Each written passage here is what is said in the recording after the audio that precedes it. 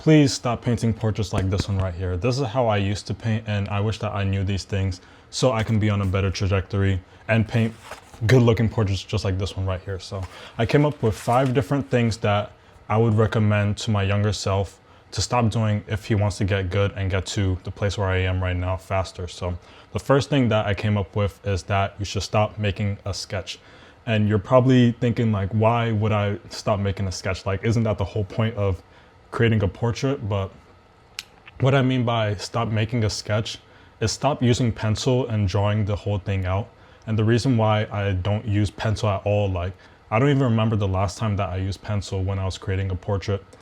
The reason why I don't use pencil is because it's gonna have you're gonna have a hyperfixation on just like creating like all these small little details when that stuff doesn't even correlate to the final picture that you're trying to paint. Because I was like drawing all these portraits out and I was thinking that maybe I'm not doing it detailed enough. Maybe I need to add some more things in order for it to actually come out good at the end. But when you focus on all these tiny little things that you're drawing, like all these tiny little hairs and like these small details, the shading and all that stuff, and then you try to paint over it, all that work that you did is just gonna be lost.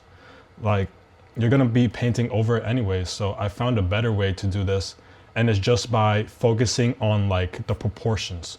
Don't focus on the small details. Don't try to draw out the eye. Don't try to draw out like the eyelashes and all that stuff. Just create like boxes, create squares, like little sections. I'm gonna show you how I do it on the screen right now. And instead of using graphite, I use paint, and I just use paint thinner mixed with that paint. So I'm creating an underpainting. You've probably heard of underpainting before, so that's what I'm doing. But I'm not focusing on like creating like all these little things, like trying to make a whole masterpiece in the first step. I'm saving that for later. And I'm also saving energy by doing that. And I'm saving myself time just by focusing on the proportions and getting that base structure strong before I start to put on like some bricks and then lay down like the decorations and all that stuff. So think of it like a house. Like, first of all, you need to have a solid foundation. You need to have all these like, you need to have the steel pillars laid down, and you need to have the concrete before you start to add the flowers and you start to add like the paintings in the house, and then you start to add like these little decorations, the light and all that stuff. So think of the painting in the same way like that. Like you're not gonna see the final product in your first step. And another reason why I don't really like to use graphite for my drawings, basically like my traces, is because paint doesn't really mix that well with graphite. You've probably did this before. It happened to me a lot. Like I'd create a whole picture, and then once I start painting, then the graphite starts smearing and it makes it look muddy and dirty, and it just makes it look like a mess. Like it looks very muddy, and I don't really like that because I want my pictures to be very clean at the end. And like little things like that, it just like annoys me. It's like a little tick at the bottom of you. Like I don't want that. So even when I tried to like keep on layering paint over it, like keep on like trying to add paint to cover where that muddy part is, it didn't really fix it that well. You can still see it even if you looked closely, and I'm like hyper fixated on perfection, so I might just be that way. But if you can relate to that, you know what I'm talking about. So don't use graphite. Just start off with underpainting and use like burnt sienna mixed with paint thinner, and just create these little traces. Like map out where the forehead is, map out where the nose, where the cheeks, where the eyes are gonna go. But don't focus on like those tiny things because you'll add those later on.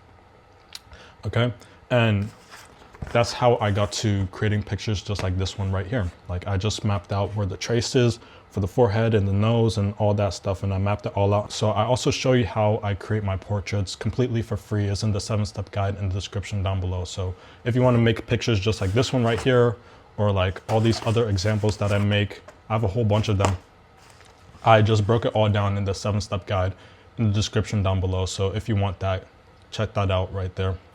So now the next thing that I would tell myself to stop doing is stop like moving from light colors to dark colors. And I was just all over the place, and just like have more structure in the way how you layer your colors, because you might overlook this. You might think that it's not really that important, or you feel like the paint is just gonna is just gonna layer on top of itself you're not gonna be able to tell which one came first. But this stuff matters a lot, and you really need to focus on putting the dark colors first, and then you transition into the light colors. And the reason why I say dark colors first before you move on to the light colors is because it just makes the most sense. Like, the dark areas are always gonna be in the background. They're always gonna be behind where the light is. So it makes more sense to put the dark colors, and then you start to stack on top of it with those lighter colors all the way until you get to your whites and those highlights and like the brightest areas of the picture. But say that you started it with the light colors first, and then you start to stack up like the mid-tone, and then you go to the blacks, and then you go to like the shadows and all that stuff. The picture's gonna look messy, and there's a clear difference in how a picture is if you move from light to dark than from dark to light.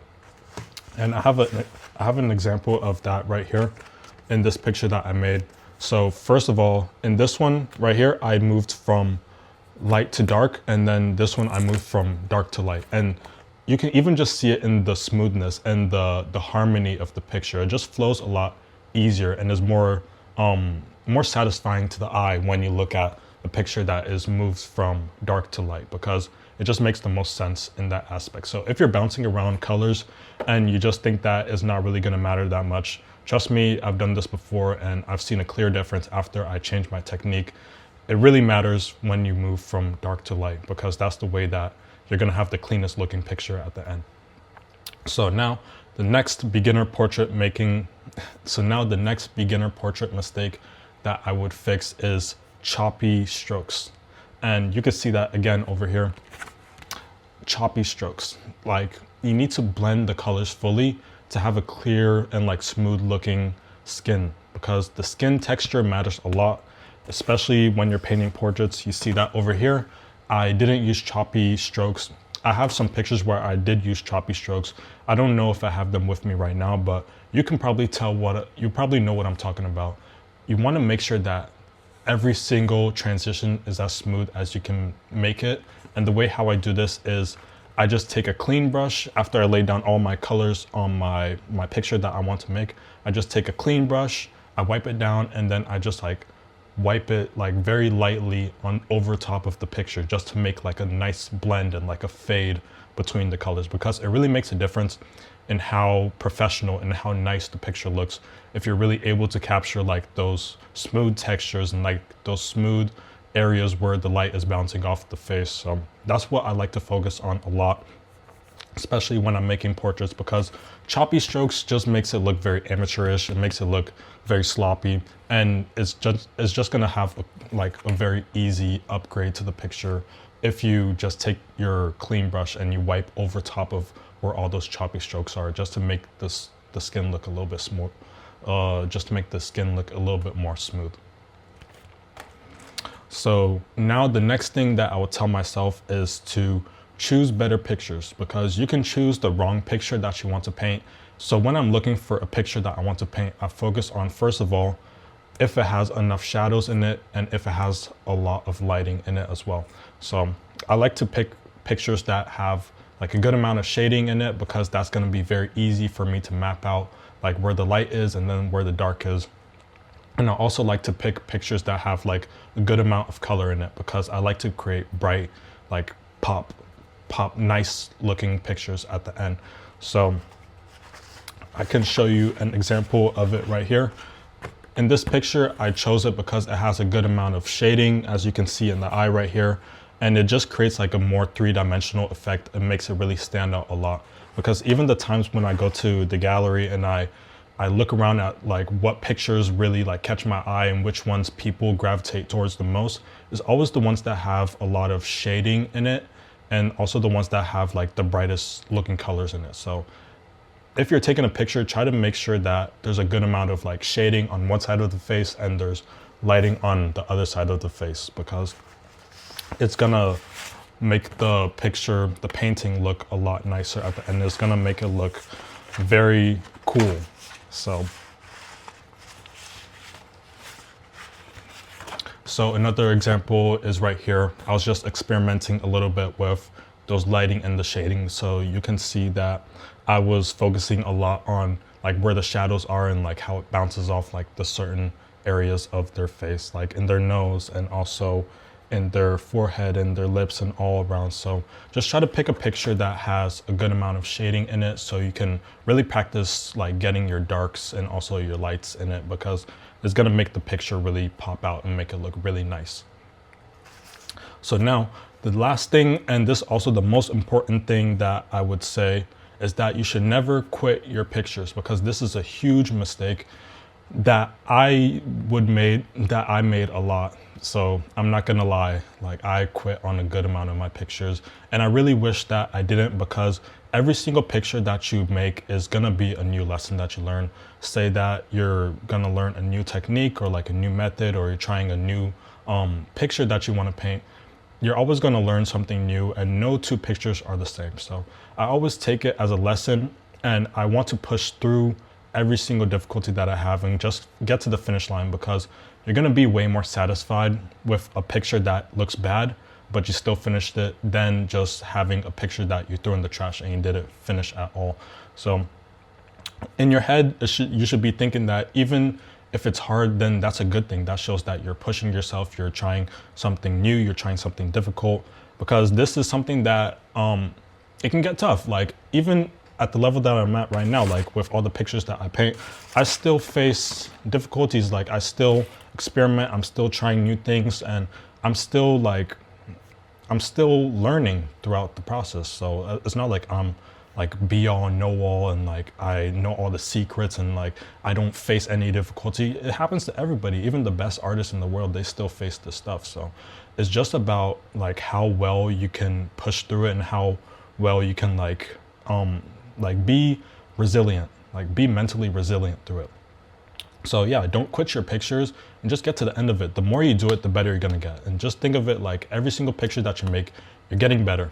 No matter how like bad or sloppy the picture is, you're getting better every single time you pick up that brush and put the paint on the canvas.